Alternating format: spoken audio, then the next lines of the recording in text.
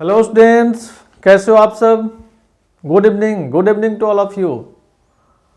मैं doctor M Rai और आपका ये चैनल जो आप ऑलरेडी जानते हो इसके बारे में, और हमेशा की तरह आज भी हम एक बहुत अच्छे पॉइंट पर डिस्कशन करने जा रहे हैं। और आपको पता है कि ऑप्टिकल आइसोमेरिज्म से ही रिलेटेड हम बातें कर रहे हैं।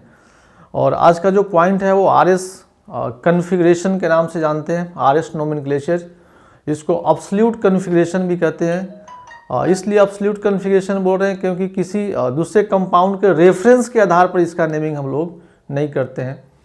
और इसका यूज़ हमेशा क्वेश्चन को बनाने में हम लोग इसका हेल्प लेते हैं, या किसी भी पॉइंट को समझने के लिए जहाँ पर ऑप्टिकली एक्टिव की बात हो।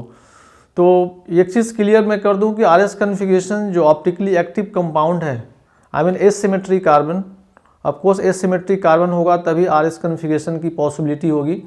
अगर आपका एसिमेट्रिक कार्बन नहीं है तो कन्फर्म आरएस कन्फिग्रेशन वहाँ पॉसिबल नहीं है।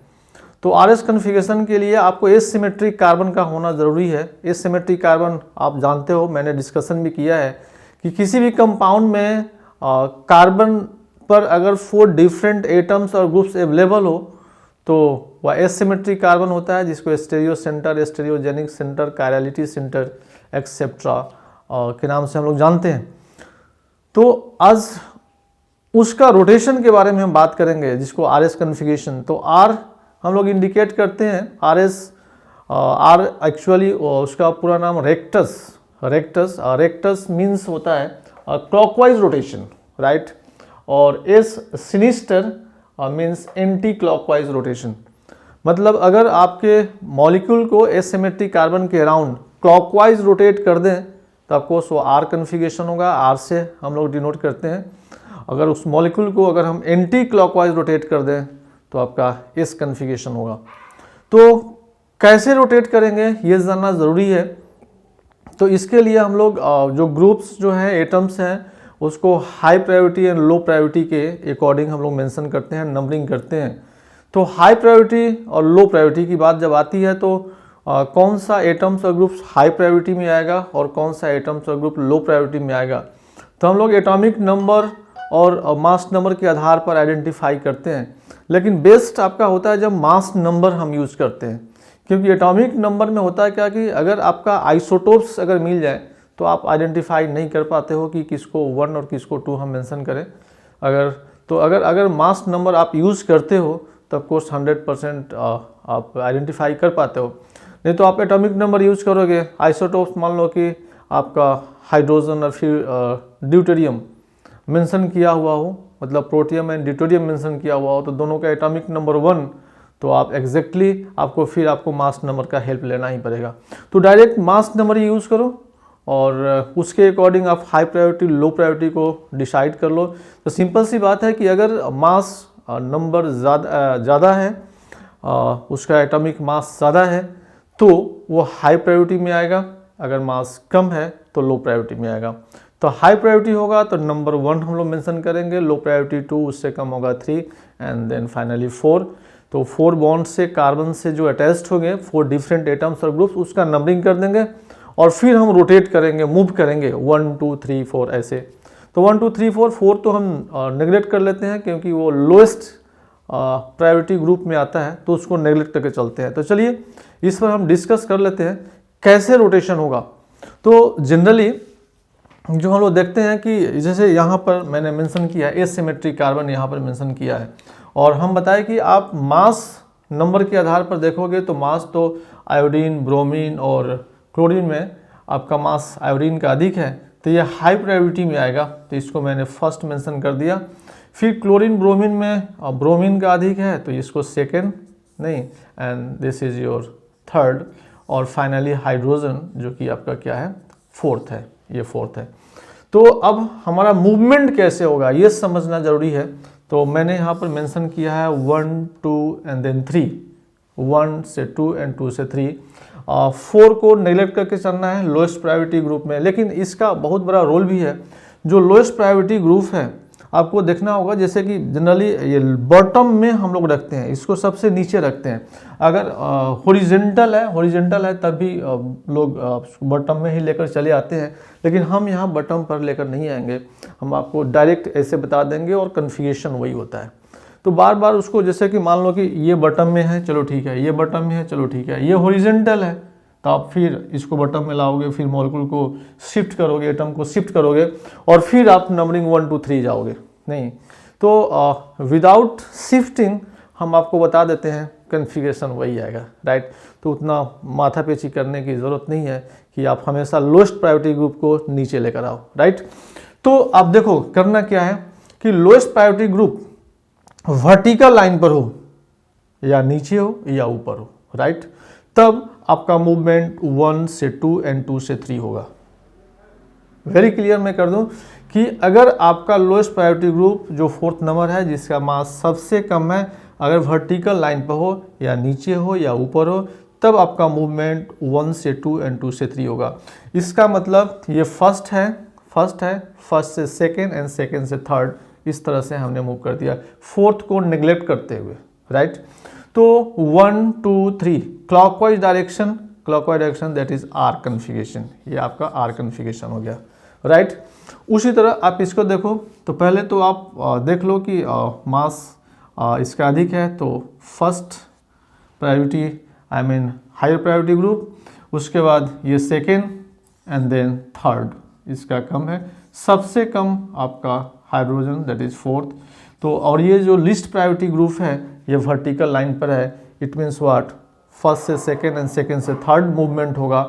तो फर्स्ट से सेकेंड एंड सेकेंड से थर्ड ये मूव कर गया, एंटी क्लॉकवाइज डायरेक्शन हो गया, anti clockwise that is S. तो ये एस कन्फिगरेशन आपका हो गया, राइट। अब देखो यहाँ पर जो लिस्ट प्रायोरिटी ग्रुप है मैंने हॉरिजॉन्टल लाइन पर लाया है, आप नंबरिंग कर लो, तो ये हायर प्रायोरिटी ग्रुप, मास इसका अधिक है, उसके बाद ये सेकेंड होगा, और इससे कम इसका है तो ये थर्ड हो जाएगा, सबसे कम हाइड्रोजन दैट इज ये 4th हो गया। लेकिन जो लिस्ट प्रायोरिटी ग्रुप है वो हॉरिजॉन्टल लाइन पर है, तो जनरली सब लोग यही करते हैं कि इसको सबसे नीचे लेके चले आते हैं, इसको शिफ्ट कराते हैं और फिर 1 2 3 चले जाते हैं। तो आपको ऐसा करने की जरूरत नहीं है, आपका कन्फिगरेशन वही आएगा विदाउट शिफ्टिंग। तो आप करना क्या है कि अगर ये list priority group horizontal line पर है, राइट साइड हो या फिर लेफ्ट साइड, तो आपका मूवमेंट 3 2 1 कर दो, 3 2 1, 3 से 2 2 से 1 कर दो, राइट। तो 3 थर्ड और this is your second and second that is first, ये 3 2 1 ऐसे anticlockwise that is S configuration, right. फिर यहाँ देख लो, ये high priority group first then second and this is your third, और ये 4th हो गया, 4th, राइट। अब ये देखो कि लिस्ट प्रायोरिटी ग्रुप अगेन क्या है, हॉरिजॉन्टल लाइन पर है, हॉरिजॉन्टल लाइन पर है। तो जब भी list priority group horizontal line पर हो तो मूवमेंट क्या करना है, 3 2 1, और वर्टिकल लाइन पर हो तो 1 2 3, बस आपको चेंज करने की ज़रूरत ही नहीं है। तो यहाँ पर आपका हॉरिजॉन्टल लाइन पर है, इसका मतलब 3 2 1, तो 3 से 2 एंड 2 से 1, 4th को नेग्लेक्ट करते हुए, तो clockwise direction that is R configuration, right. अब थोड़ा चलते हैं डिफरेंट। वैसे यहाँ पर हमने कंपाउंड को मेंशन किया है, तो कंपाउंड में करना क्या है कि इस एसिमेट्रिक कार्बन से जो डायरेक्टली अटैच्ड एटम है उसका आप मास देख लो। इससे डायरेक्टली अटैच्ड एटम है ऑक्सीजन, इससे डायरेक्टली अटैच्ड कार्बन, इससे डायरेक्टली अटैच्ड नाइट्रोजन। तो ऑक्सीजन का मास अधिक होगा दैट इज फर्स्ट, उसके बाद नाइट्रोजन सेकेंड, कार्बन थर्ड, फिर ये 4th आ गया। और 4th जो लिस्ट प्रायोरिटी ग्रुप है वो आपका वर्टिकल लाइन पर है, और वर्टिकल लाइन पर है तो मैं बता दूं कि अगर वर्टिकल लाइन पर है तो क्या है, 1 2 3, 1 से 2 एंड 2 से 3। तो 1 से आपको 2 जाना है, तो 1 से 2 इधर आओगे, 2 एंड 2 से 3 ये जाओगे। It means anti clockwise direction हो रहा, तो anti clockwise direction S configuration, right. अब यहाँ पर देखो, अब एसिमेट्रिक कार्बन से ये कार्बन जुड़ा हुआ है, ये कार्बन जुड़ा हुआ और ये कार्बन जुड़ा हुआ है, राइट। डिसाइड नहीं हो पा रहा, अब यहाँ डिसाइड नहीं हो रहा, सेम टाइप के एटम्स हैं। तो जब फर्स्ट एटम से डिसाइड नहीं हो तो नेक्स्ट एटम से डिसाइड कर लो, सिंपल सा कंसेप्ट है। अगर फर्स्ट एटम से डिसाइड नहीं हो तो क्या करोगे, नेक्स्ट एटम से डिसाइड कर लोगे। और मैं बता दूं कि यहाँ पर नेक्स्ट एटम भी आपका कार्बन है, यहाँ भी कार्बन है, यहाँ भी कार्बन, ये तो कार्बन हाइड्रोजन से जुड़ा हुआ है, राइट। तो एक चीज़ तो क्लियर है कि ये सबसे नीचे चल जाएगा क्योंकि कार्बन हाइड्रोजन से जुड़ा हुआ है, लेकिन ये कार्बन कार्बन से, ये कार्बन कार्बन से जुड़ा हुआ है। अब इसमें कैसे डिसाइड करोगे? तो सिंपल सी बात है कि कार्बन ट्रिपल बॉन्डेड कार्बन है, इसका मतलब जो सीक्वेंस रूल है, जो CIP रूल है, जिस रूल से हम लोग हाई प्रायोरिटी लो प्रायोरिटी, जिस रूल में हम लोग मास नंबर देखते हैं, तो वो कहता है कि अगर कार्बन ट्रिपल बॉन्डेड कार्बन है, इट मीन्स वह कार्बन 3 टाइम्स कार्बन से जुड़ा हुआ है। कार्बन डबल बॉन्डेड कार्बन है, इट मीन्स वो कार्बन 2 टाइम्स कार्बन से जुड़ा हुआ है, राइट। तो ये कार्बन डबल बॉन्डेड कार्बन है, इसका मतलब ये कार्बन इस कार्बन से 2 टाइम्स जुड़ा हुआ है। ये कार्बन ट्रिपल बॉन्डेड कार्बन है, इसका मतलब ये कार्बन 3 टाइम्स जुड़ा हुआ है, इसका मतलब इसका मास ज़्यादा होगा। तो फर्स्ट हो जाएगा, ये सेकेंड हो जाएगा, this is your third, and finally ये फोर्थ, एंड फोर्थ जो लिस्ट प्रायोरिटी ग्रुप है हॉरिजॉन्टल लाइन पर आ गया। तो जब हॉरिजॉन्टल लाइन पर आएगा तो हॉरिजॉन्टल लाइन पर 3 2 1 आपका शिफ्टिंग होगा। तो 3 के बाद ये 2 के बाद ये 1, दैट इज ये आपका क्या हो रहा, क्लॉकवाइज डायरेक्शन में मूवमेंट हो रहा है, दैट इज आर कन्फिगरेशन। तो बहुत आसान है, अगर आप ध्यान से देख रहे हो तो कोई कन्फ्लिक्ट, कोई कन्फ्यूजन नहीं होगा। और नहीं तो अगर केवल आप देख रहे हो, सुन रहे हो, लेकिन आपका ध्यान कहीं दूसरे जगह है, तो फिर समझना तो मुश्किल है, तब तक कोई समझा नहीं पाएगा। आई थिंक मैं सिंपल सी बात यही बताऊँ, बार बार बोलता हूँ कि बैठे हैं पूजा पर, मन है भूजा पे, तो फिर मुश्किल है। आप बैठे हो, मेरी बात सुन रहे हो, तो बात ही ना सुनो, आपका कंसंट्रेशन भी वही होना चाहिए, केवल सुनने से नहीं होगा, राइट। आगे देखो आप, एसिमेट्रिक कार्बन, क्योंकि ये asymmetric carbon directly attached carbon से, नेक्स्ट कार्बन से, ये ऑक्सीजन से, तो ऑक्सीजन का मास ज़्यादा, फर्स्ट। अब ये कार्बन और ये कार्बन डिसाइड नहीं हुआ, ये डायरेक्टली अटैच्ड कार्बन से है, ये भी कार्बन से है, डिसाइड नहीं हुआ। तो ये कार्बन डबल बॉन्डेड ऑक्सीजन है, मतलब ये कार्बन 2 टाइम्स ऑक्सीजन से जुड़ा हुआ है, ये कार्बन डबल बॉन्डेड और यहाँ सिंगल बॉन्डेड, तो यहाँ 2 टाइम्स और यहाँ सिंगल टाइम, मतलब कि 3 टाइम्स जुड़ा हुआ है। इट मीन्स व्हाट, ये फर्स्ट हो जाएगा, हाई प्रायोरिटी ग्रुप में आ जाएगा। लेकिन नहीं, सॉरी, यहाँ पर आप देखोगे तो फर्स्ट, ये तो फर्स्ट ये है, ऑलरेडी फर्स्ट मेंशन है यहाँ पर ऑक्सीजन। अब इनमें और इसमें डिसाइड करना है, तो ये कार्बन 3 टाइम्स ऑक्सीजन से, ये कार्बन 2 टाइम्स, तो ये आपका second, and this is your third, right. नहीं तो फर्स्ट सेकेंड थर्ड, और देख लो लिस्ट प्रायोरिटी ग्रुप, ये फोर्थ हो गया, और ये कहाँ है, वर्टिकल लाइन पर है, राइट। और जब भी वर्टिकल लाइन पर हो, जब भी वर्टिकल लाइन पर हो, तो आपका 1 2 3, तो 1 2 3, this is your 1, this is your 2, and this is your 3। Fourth को नेग्लेक्ट करते हुए क्लॉकवाइज डायरेक्शन में, दैट इज आर कन्फिगरेशन। ये वेरी सिंपल। अब आप देखो कि मैंने एक ही कंपाउंड में 2 एसिमेट्रिक कार्बन को यहाँ मेंशन किया है, एक ही कंपाउंड में 2 एसिमेट्रिक कार्बन, 3 भी हो सकता है। आप प्रोसेस समझ गए हो तो आप इजी वे से उसको कर सकते हो। नहीं तो अब इसको आप देख लो, ऐसे तो हम एसिमेट्रिक को बीच से अलग अलग करके भी समझा सकते हैं, लेकिन आप इसको भी इजी वे से समझ सकते हो।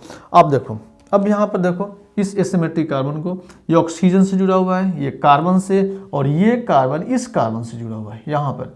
तो कार्बन कार्बन, ये ऑक्सीजन, तो फर्स्ट यही हो जाएगा।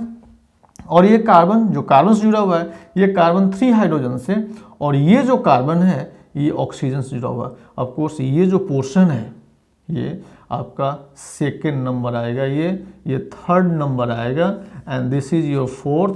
एंड फोर्थ जो लिस्ट है वो हॉरिजॉन्टल लाइन पर है, और हॉरिजॉन्टल लाइन पर है तो आपका 3 2 1 मूव करना होता है। तो ये 3 हो गया, ये 2 हो गया, और ये 1 हो गया, मतलब anti clockwise, that is S configuration, ये एस कन्फिगरेशन आएगा, राइट। अब सेम आप देखो, तो ये ऑक्सीजन है, फर्स्ट आएगा, ऑक्सीजन है तो फर्स्ट, क्योंकि इस कार्बन से डायरेक्टली अटैच्ड ऑक्सीजन। अब इस कार्बन से डायरेक्टली अटैच्ड ये कार्बन है, इससे नीचे ये कार्बन है, तो कार्बन कार्बन डिसाइड नहीं हुआ, तो ये कार्बन हाइड्रोजन से, और ये कार्बन देखो इस कार्बन से, इस ऑक्सीजन से, तो ऑफकोर्स इसके बाद फिर ये सेकेंड हो जाएगा, ये थर्ड हो जाएगा, एंड ये फोर्थ हो जाएगा। तो आपका फोर्थ ये हॉरिजॉन्टल है, और हॉरिजॉन्टल है तो 3 2 1 मूव करोगे, तो अगेन ये 3 और ये 2 और ये 1, दैट इज 3, इस तरह से ये, तो ये हो जाएगा आर कन्फिगरेशन। मतलब अगर कभी कभी ऑप्शन में बना कर देता है तो ये 1 2 और 3, तो 2 है और ये 3 है, तो 2s 3r, ये आंसर आपका होगा। नहीं, नंबरिंग कर दें 1 2 3 4, तो 2s एंड 3r, ये आंसर आपका होगा। तो इस तरह से आप RS कॉन्फ़िगरेशन को इजी वे से आइडेंटिफाई कर सकते हो। Very easy, very simple way से मैंने आपको एक्सप्लेन कर दिया। अब टोटली डिपेंड करता है आप पर कि अगर आपको एक बार में क्लियर नहीं हो, 2 टाइम्स देखो, 3 टाइम्स देखो, क्लियर होना ही है। कहीं कन्फ्यूज़न होता है, दोबारा देखोगे क्लियर हो जाएगा। और इसके अलावा कोई कन्फ्यूज़न हो आप पूछ सकते हो, मैसेज कर सकते हो। तो फिर मिलते हैं ब्रेक के बाद नेक्स्ट वीडियो के साथ। All the best, okay bye.